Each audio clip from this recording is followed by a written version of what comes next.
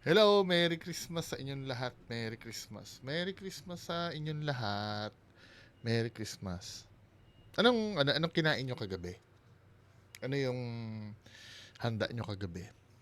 Ako madami. Kusang lumalapit sa akin. Kakatok yung kapitbahay. Gusto mo nitong ano? Siyempre, pakipot ka muna. Ay, nakakahiya naman po. Pero hindi ka nagluto. Hindi ako nagluto, no? Dahil alam kong may ano, yan ang benefit pag mababait ang kapitbahay mo eh. Tapos pagka New Year naman, ang technique ko, 'di ba? Sila bumibili ng mga paputok na yung libo-libo, no? Bumibili sila sa Bulacan. Maabot ng 10,000 inuubos sa paputok. Yung mga nanay-nanay nila doon, yung mga matatanda nilang miyembro ng pamilya, ayaw ng paputok, nagagalit. Tapos ang gagawin ko, dun sa tapat ng bahay. Siyempre, doon magpapaputok dyan sa tapat ng bahay. Tapos ako, makikiselfie ako. Kunyari, paputok ko yun, di ba? Hindi, tipid akong paputok din. At least naputokan ako nung sa New Year, di ba? Yung mga hack sa Christmas at New Year nang hindi gagastos, di ba? Siyempre, ako yung taga blood pressure ng mga kapitbahay namin niya, kaya may abot sa akin na ang inabot nga sa akin nung isa, kaldereta yata eh. Ano pa ba yung isa? Yung lechon, 'di ba? Hindi na mawala yung lechon na 'yan eh. Ako hindi na ako natatakam sa lechon kasi. Kasi naranasan ko nung last Christmas ba 'yon? Kabi-kabila puro lechon, no. Para ako mamamatay sa sa high blood, 'di ba? Tapos ano pa ba yung embutido? Ano pa ba? Ano pa ba yung kagabi na inabot? May nag-abot pa ng puto na isang tray eh. O, kita nyo na? Walang gastos! Di ba? Maging mabait kasi kayo sa kapitbahay nyo. Di ba? Anyway, Merry Christmas sa inyong lahat. So, meron tayong pag-uusapan dito. Si Willie Revillame ay babalik na sa TV. So, dahil babalik na siya, kasi alam ko ito yung pinaka ninuno ng poverty porn, 'di ba? Sino mga inabot yung wawawi nung araw? Ako hindi ko na naabutan yun eh. Hindi, naabutan ko siguro mga musmus pa ako nun. Wala pa akong kamalay-malay nun sa Sino nakaabot ng wawawi? 'Di ba nagsimula yun doon sa yung portion niya yata yung tanungan ba yun? Tapos ay hindi, Beyond Wawawi pa yata.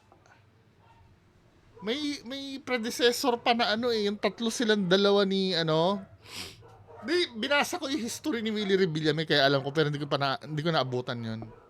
Ano ngayon nung time show bago magwawawi noon, na tatlo sila ni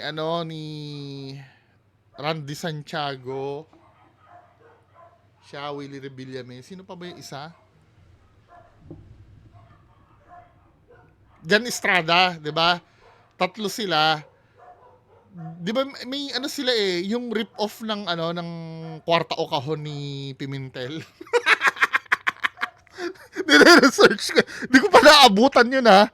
Di ba nung araw, nung may Kwarta o Kahon, di ba? Tama? Anong channel ba yung Kwarta o Kahon na yun dati?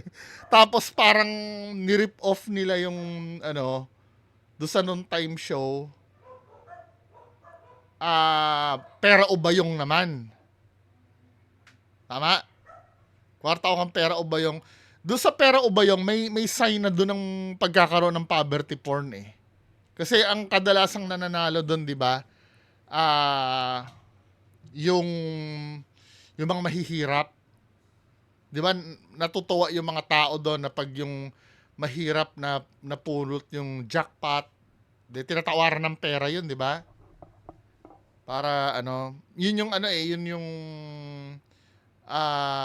parang nag-i-start dun yung magkakaroon ka ng feel good. Kasi i-interviewin nila yung contestant dun eh. Ano bang trabaho mo? Ay, nangangalakal lang po ako. Tapos bigla mananalo ng pera, 'di ba? Or yung showcase dun sa laman ng bayong. Then nawala yung show na yon. Bumalik nga yung Wawawi. Wawawi. Doon naman sa segment na yung parang question and answer yun, yung may buzzer yun, 'di ba? Tama ba ako? May buzzer yon. Tapos ang nangyayari noon, bago mag-buzzer, yung 'di ba may talent yung pakakantahin niya. Tapos magkikwento ng i-interviewin niya yun eh. Oh, halimbawa si Juan ano, oh, kamusta ka na Juan? Anong trabaho mo? Isa lang po akong isa lang po akong basurero. Tapos bigla may magpapiano sa background ng ting ting ting ting. Oh, giiyakan yung mga tao.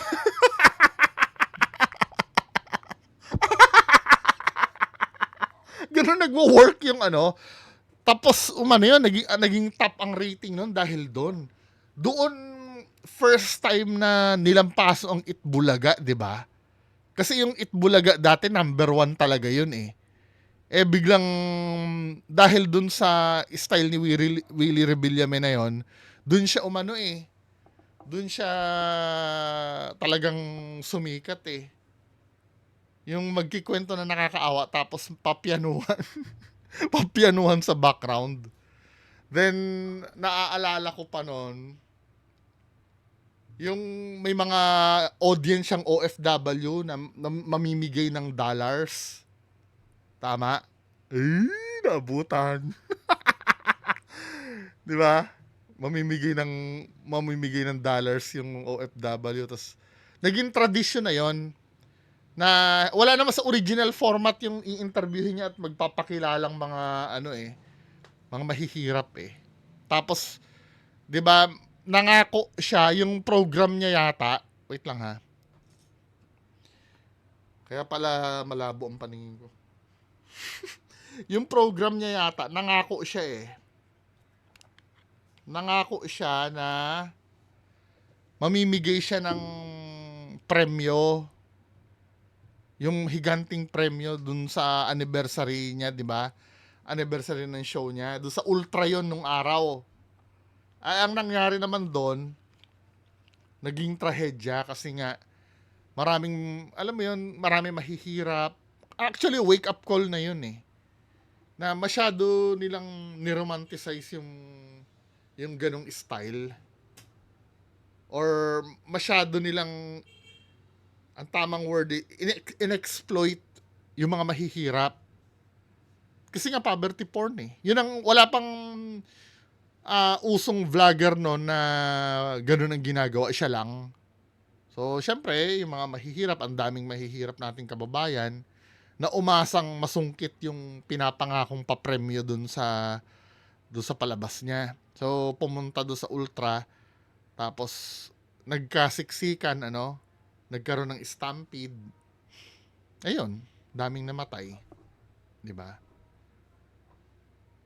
Doon nagsimula yung yung parang niya downfall niya. Doon din namulat yung mga tao na parang hindi na maganda itong nangyayari.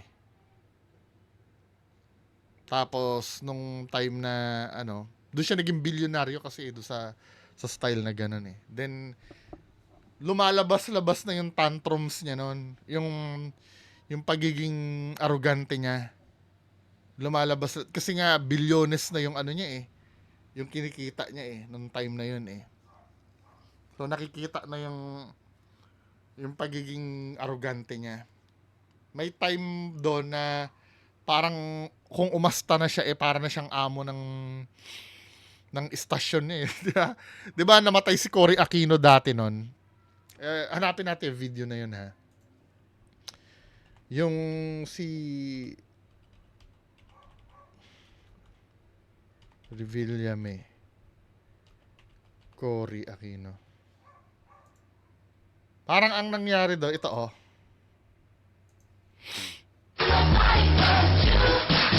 Diba, yun yung nangyari niya, yung nagpapaano siya nagpapatalent siya dyan, tapos nagtatawanan sila.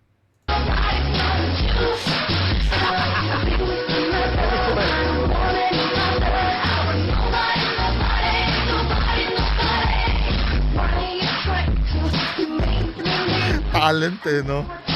Saan na kaya si ate ngayon? Kahit wala nang ginagawa. Sige, okay lang. Okay, meron kang 5,000. Okay. Dali, meron akong sa ating hindi naman sa kasi hindi siguro magandang tignan, pinapakita niyo yan. Nagsasaya kami, tapos pinapakita yung, I don't think na dapat ipakita yan, management. Mahihirapan ako magsalita rito, nagpapasaya ako. Nakikita ko yung ni Matita Cory. Sana pakitanggal naman muna yan. Sa ating traffic. Kasi, kung ganyan, pakita na lang natin yan. Kasi nagsasaya kami dito, tapos masakit sa akin yan Nagsasalita ako dito. Yan, please. Sana maintindihan nyo. Actually, may point naman siya doon. 'Di ba? Kaya lang, ito yung naging habit niya na on air. Pag natripan niya na, kasi may tinatawag kasi tayong professionalism 'Di ba? Dumadating sa point kasi na yung ultimong mga kasamahan niya doon ay pinagagalitan niya na may point siya doon. Hindi ko siya pwede, nga naman, habang tayo nagsasayahan tayo dito tapos may pinapakitang nililibing. Totoo nga naman yun, pero may tinatawag tayong professionalism na pwede mong i-address yan ng hindi ka gumagawa ng eksena. For example, habang nagtatalent yung preoccupied yung stage or tawag ka doon sa staff mo, pabulong mo. Pakisabi naman kay Direk, syempre nahihirapan ako na yung ganun lang, 'di ba? Para hindi mo na kailangan i-announce yung ganyan. Hindi ko nga naiintindihan ba't kailangan sa publiko mo. Hindi naman yung publiko ang aayos diyan sa palabas nyo kundi yung kayo-kayo lang Kung kayo-kayo lang, ang problema ay doon sa inyo lang, kayo lang.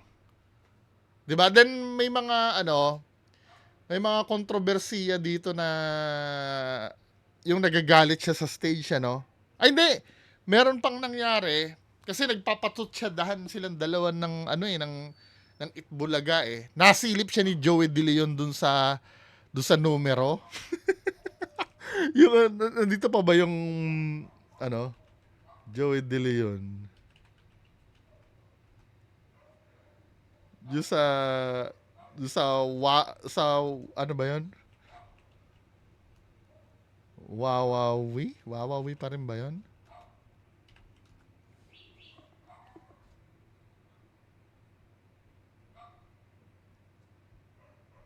Ito, yung kontrobersiya na ito. Hindi ko kayang mandaya, Joey. Dito sa ABS, hindi namin gagawin yun. Kasi yung pagbunot kasi yung pagbunot ng number para namali, 'di ba? Dalawa kasi yung nakaipit na number dun Hanapin nga natin yung channel na yun. Kukwentuhan lang tayo, Kasi pabalik na naman si Willie Revillame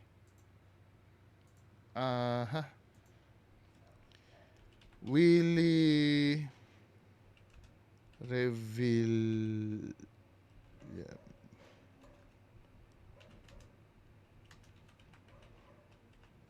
Tingnan natin yung dalawang numero.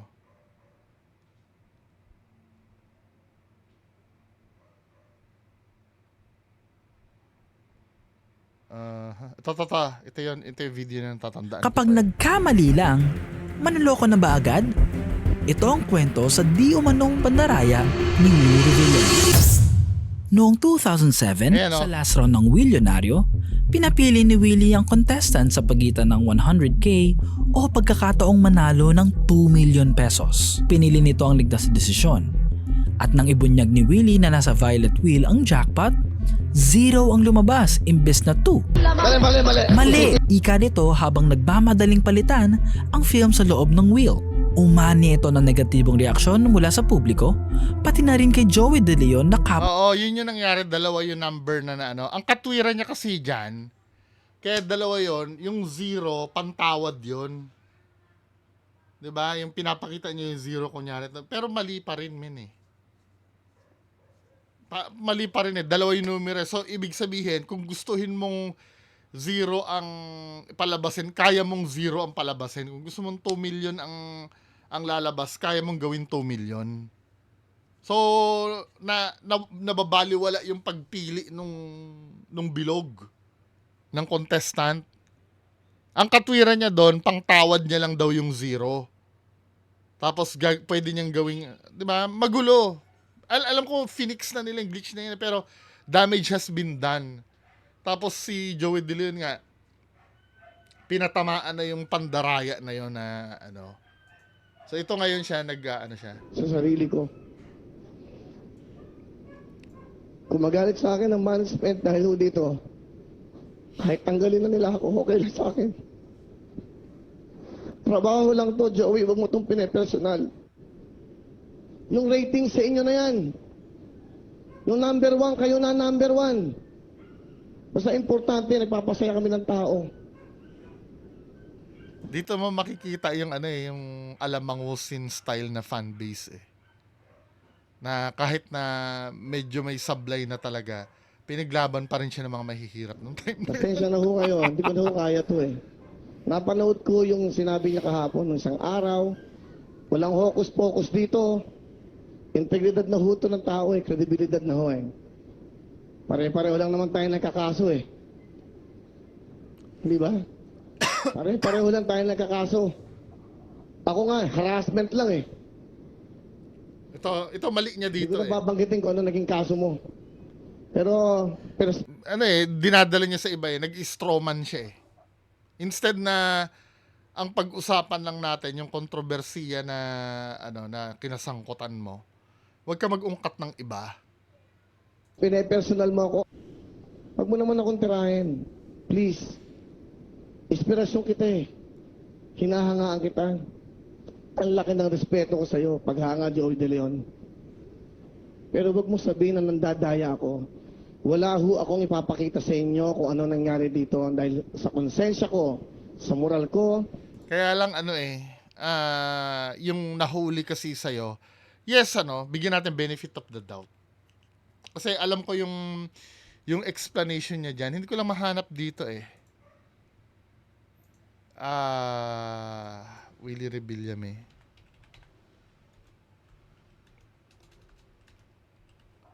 Rebillame.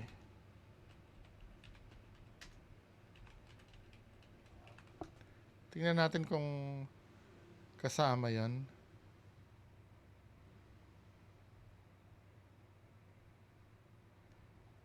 Ito yan, oh.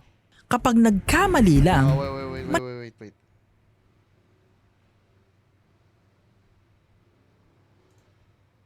Ito yan, oh. Pakipasok lang yan. No? Ito po yon, yung violet na yon. Hindi, siguro dito mo ano kasi dito nangyari yon. Ito po yung pangyayari yon, yung 2 million. Bakit po dalawa ang numero? Ito. Ang lahat po ng base namin, meron pong 0. Lahat po ay merong 0. Ngayon, lahat po yan. Papakita po namin sa inyo yan. Yung pong aming mga prices, ay yun po, ay nilalagay din dyan. The house and lot ng Globasiatic, 500,000, 1 million at 2 million. Ito po ngayon yan. Pag tumatawad po ako, kailangan po, 0 muna ang lumalabas. 0 muna ang lumalabas pa nagtatawaran po kami. Ayan po, 0. Para po nakakatawad at nakakapag-desisyon ang ating contestant kung willonaryo o uuwi na siya. Bakit po may 0? Ito po yung hindi intensyon na gawin na para kayo po ay linlangin o lokohin o dayain. At ako po mismo ang hindi makakapayag. Dahil po sa may mga problemang ganyan, dahil ito po ay live at ito po ay game show, maaring hindi po namin napansin. At sa isip namin, hindi po namin naisip na gano'n ang mangyayari.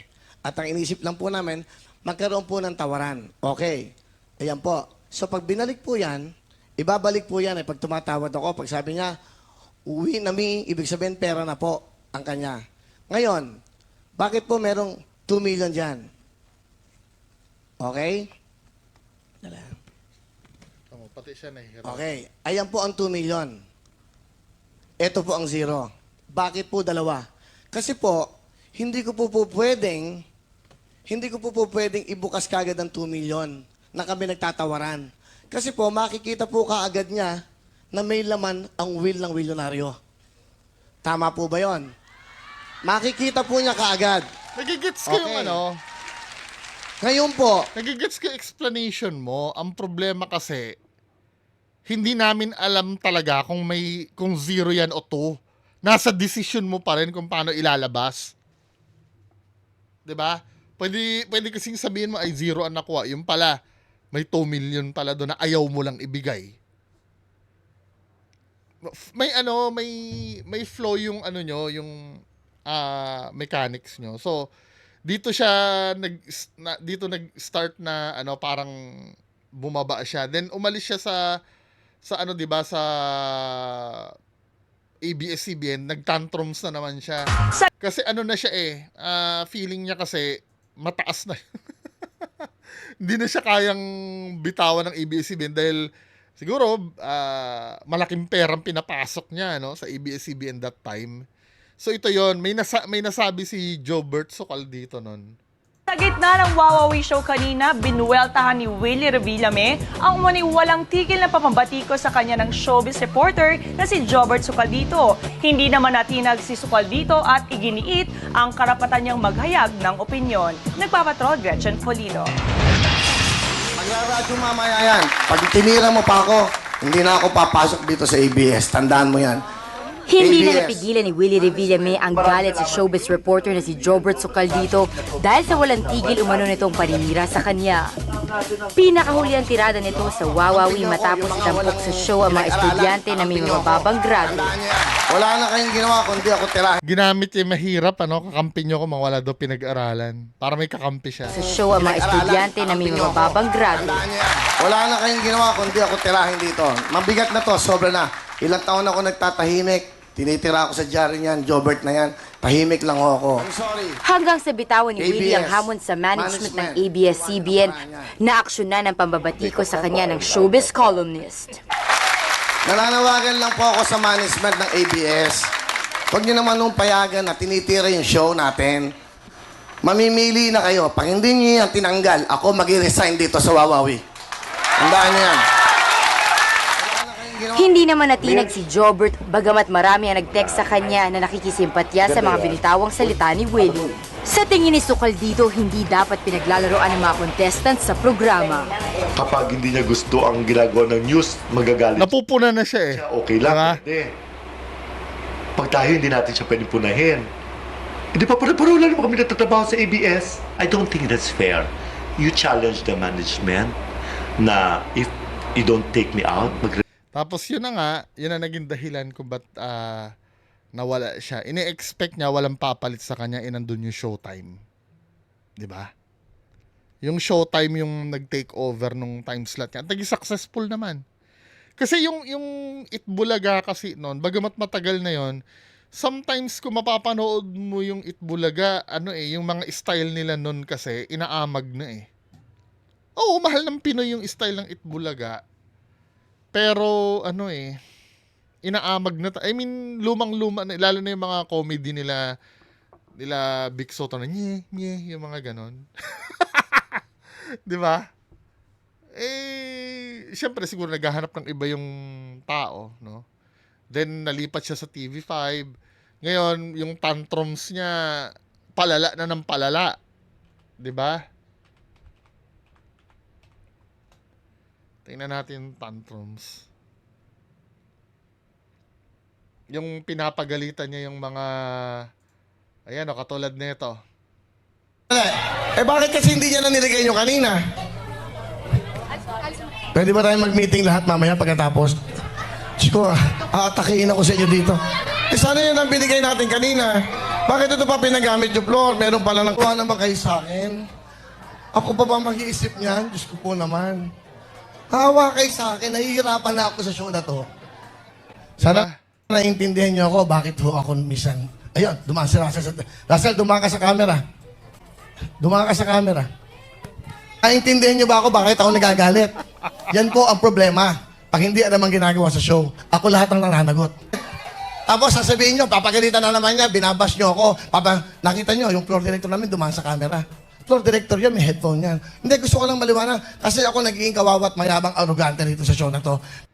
Kaya nga, I mean, yung mga ano kasi na yon, yung mga problem na yon, eh hindi problem ng buong Pilipinas na kailangang i-discuss sa publiko. Kasi yung moral ng mga kasamahan mo diyan mawawala din. Dahil pinapahiya mo sila sa napaka-toxic talaga ng ganyang boss. Kasi kung halimbawa may problema yan, dapat sa hindi mo dapat pinagagalitan sa sa harap ng publiko. 'Di ba? Basic naman 'yan eh. Hanggang sa namihasa siya na namihasa. Ngayon, babalik na naman si Sir Willie Revillame. Ang title ng show niya, Willionario. Hinugot siya sa TV5. Kaya lang, ito na naman, 'di ba? Itong bagong show niya, Willionario. Alam nyo, I'm sorry Balagay ko, papalitan ko kayo lahat. Sorry. Hindi yung ginagawa yung trabaho nyo na maayos. TV5, ikita-kita tayo dyan. Anong ganap sa mundo? Nagalit na naman. Ay, Diyos ko, Willie Revillame. Tapos ito pa, Parang puro lalaki to. Bigyan niyo ako ng babae. Bing, ayoko ng puro lalaki. Parang puro lalaki to. Bigyan niyo ako ng babae. Ano ba to? Sa ano ba yan? Diyos ko. Tuloy tayo. Hindi po, pasensya na kayo. Ako na humingi na paumanhin. Hindi po pwede dahil kailangan po maayos ang lahat. Kailangan gusto namin at gusto ko personally, meron na ako nakakasama, nayayakap na nanay, nayayakap na tatay, bawat bata, babalik na Diba, gagamitin niya na naman yung mahihirap eh. Yung mga nanay na niyayakap. Kasi gustong-gusto yan ng mga nanay eh. Di ba, mami? Gustong-gusto mo yan? Tatawag na naman yan. Tatawag na naman si mami sa akin. Yan, yung mga gusto ng mga lola eh. I-exploit niya na naman yung mga lola. Yung pagyakap-yakap ko sa inyo at sana nami-miss ko kayo for how many months. Nawala ako, mabuti na lang natalo ko dahil kung nanalo ko, ang gulo ng buhay ko. Sa totoo lang. So yun lang ho. Ito ang pangako namin sa inyo, araw-araw mayroon magiging milyonaryo sa Willionario. Ulitin po namin, magsisimula po tayo ng alas 8 ng gabi sa Channel 10 ng Signal and then magla-live na rin po tayo sa Channel or sa TV5 this coming January! So abangan nyo sa lahat ng mga nangangarap na mapanood sa TV5 this coming 2026. Ayaw ko may manonood pa dito. Kasi yung last show niya, TV5 din yata yung last show niya, inano na eh, nilangaw na eh. So tingnan natin,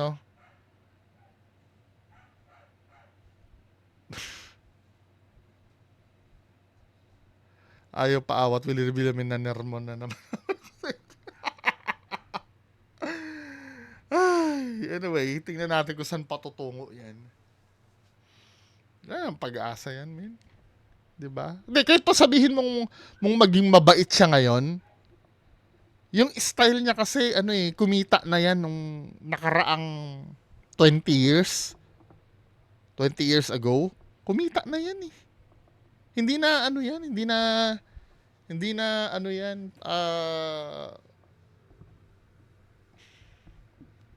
mainit. Ano ang mga ngayon, mga hit ngayon? Yung mga baklaan, yung gano'n. Pero yung ganito, wala na to. Anyway, yan lang po muna. Magandang araw sa inyo lahat. Merry Christmas! Magandang araw. Bye-bye.